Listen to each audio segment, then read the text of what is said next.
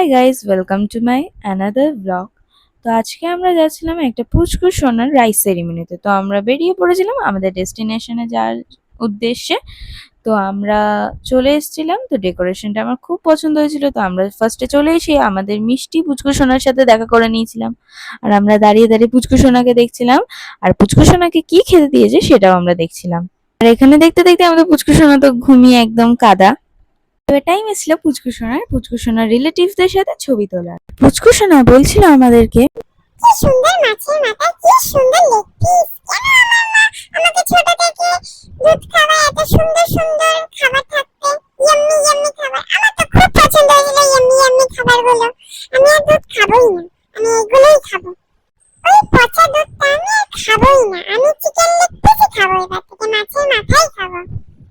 তো তার কথা শুনে তো আমরা অবাকই হয়ে গেছিলাম। তো এবার টাইম এসেছিল পুচকু সোনার মা বাবার সাথে ছবি তোলার। তো আমাদেরও টাইম হয়ে এসেছিল পেট পুজো করার। তো আমরাও চলে গেছিলাম। তো এটা হচ্ছিল আমার লুক। তো ফার্স্টেই ছিল আমাদের কচুরি, আর তার সঙ্গে ছিল পনির চানা। তো খেতে তো খুবই সুন্দর হয়েছিল, আর আমার তো খুব পছন্দ হয়েছিল চানাটা।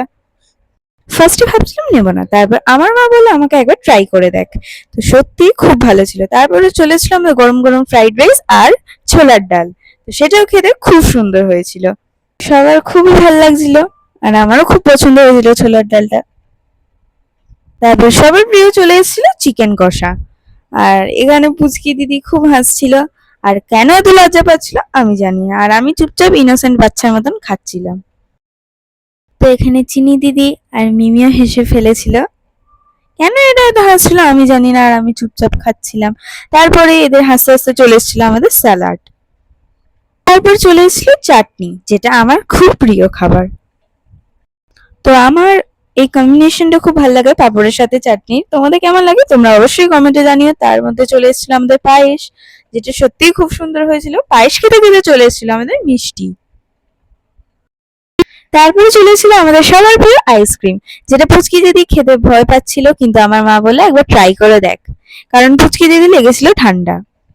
তো ফাইনালি এদের হাসি দেখতে দেখতে আমার খাওয়া কমপ্লিট হয়েছিল, কিন্তু এদের তাও হাসি কমপ্লিট হয়নি।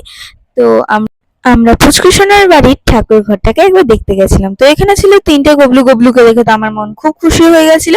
আর গবলুকে টাটা বলে এবার আমরাও বেরিয়ে পড়েছিলাম। আমাদেরও বাড়ি চলে যাওয়ার টাইম চলে এসেছিল। তো পুচকু সোনার রাইস সেরিমনিতে গিয়ে আমি তো খুব আনন্দ পেয়েছিলাম। আর তোমরা এই ব্লগটা দেখে কেমন এনজয় করেছো তোমরা কিন্তু কমেন্টে জানিও। Thanks for watching, tata. তোমাদের সাথে আবার একটা নেক্সট ব্লগে দেখা হচ্ছে। Bye bye.